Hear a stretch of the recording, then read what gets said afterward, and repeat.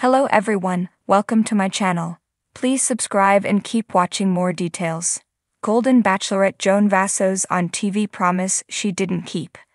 What is the one television promise that the Golden Bachelorette star, Joan Vassos, did not keep? She had a lot to go through when she returned to reality TV, and this time, as the lead of this groundbreaking show. So what was the singular rule she broke, and was it that big of a deal? Keep reading for more details. Joan Vassos on TV promise she didn't keep. It is not Joan Vassos' first rodeo when it comes to reality television. She was a contender for Jerry Turner's heart in the premiere season of The Golden Bachelor. However, she ended up selflessly exiting to go home and take care of her daughter, as family is the core of who she is. Her story is beautifully sad. She had an amazing love story with her husband, John, who tragically passed away in 2021 from pancreatic cancer. They had been together for over 30 years and really relished life, so to put herself back out there was a huge deal, and something she was not sure she was ready for. In a lot of ways, Joan felt she was cheating on John. Now she has been selected as the first ever Golden Bachelorette with a slew of amazing eligible men. They are all vying for her heart and her roses. She wants someone she can go on adventures with and be a true family person. Yet, there was one promise she made to her family when she entered the show that she broke. According to the Daily Express US, it was no kissing. So what was their reaction to learning she did not adhere to their wishes? Happens to the best of us. Before Joan Vassos, there was Jerry Turner, the OG of the Golden franchise. He had to deal with what his kids would think of seeing him getting cozy on television. So what did he tell them when he was heading on to the show? He ended up marrying Theresa Nist in a Bachelor special, but they parted ways just a short time later. Gary will appear on Joan's season to offer advice, and hopefully that is all. Joan Vassos, the poised and graceful woman America had fallen in love with, stood at the center of a ballroom decked out in gold, lights twinkling around her like a constellation. At 65, she was the picture of elegance, with her salt and pepper hair swept into a chic updo, her smile warm and inviting.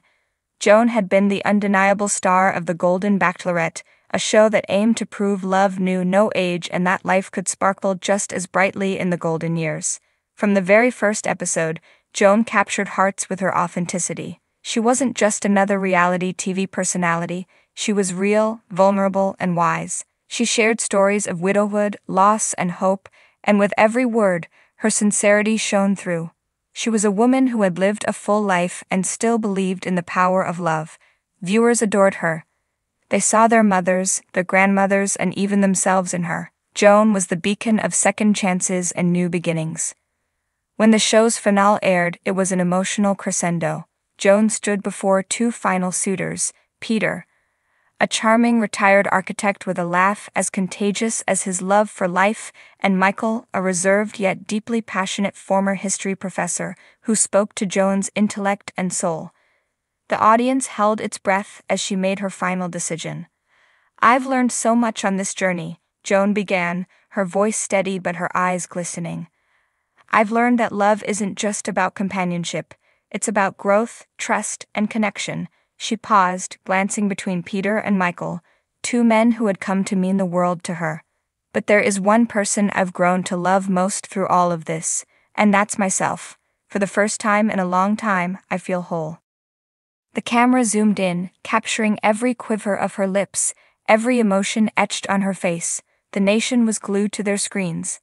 Then Joan said the words that would reverberate through living rooms across America. "I've made my choice. I choose Peter." The ballroom erupted in applause. Joan took Peter's hands and the two shared a heartfelt embrace.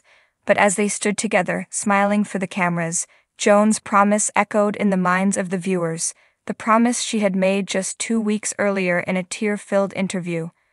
"I won't let anyone down this time. I'm ready for this next chapter, and I'm going to see it through." The weeks following the finale were a whirlwind.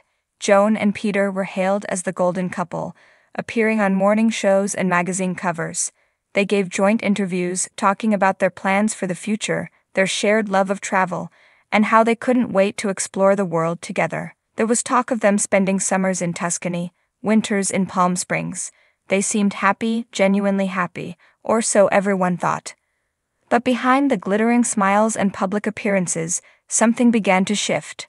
Joan had been so consumed by the whirlwind of the show that she hadn't taken the time to reflect on what she truly wanted.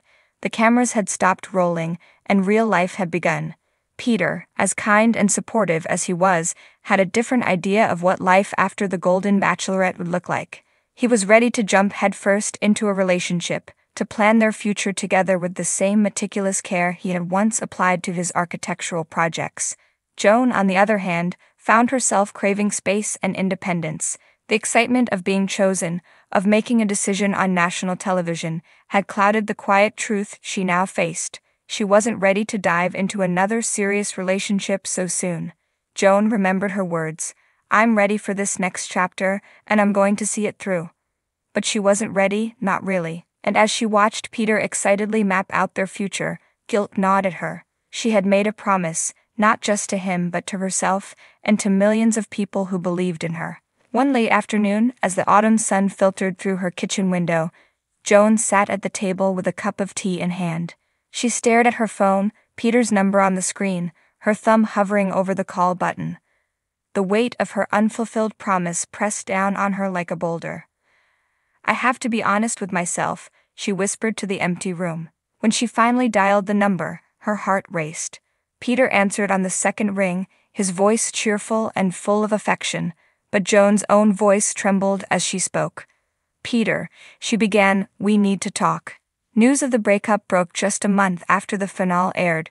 The golden couple had split, and Joan was the one who had walked away. The tabloids had a field day.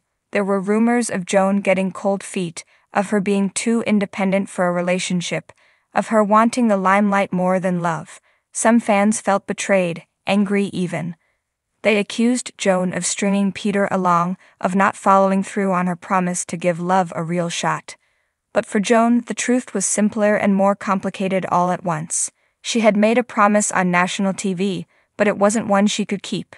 Not because she didn't care for Peter, she did deeply, but because she had finally realized something important. She wasn't defined by the choice she made on a reality show. Her story wasn't meant to follow a neat, tidy narrative.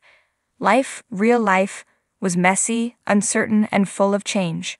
One evening, Joan sat down for an interview with a popular talk show host. The nation was eager to hear her side of the story. Dressed in a simple, elegant blouse, she looked into the camera with the same sincerity that had won hearts months before. "I didn't keep my promise," she admitted, "and I'm sorry for that. But I've learned that promises made in the heat of a moment aren't always ones you can keep when reality sets in. The truth is, I needed time to grow, to figure out who I am without the cameras. And I think that's the most important promise I can make to myself." The host nodded, and for a moment, there was silence. Then Joan smiled, a quiet, reflective smile. And in that moment it was clear that her journey was far from over. She might not have kept the promise the world had expected of her, but she had made a new one that was just for her.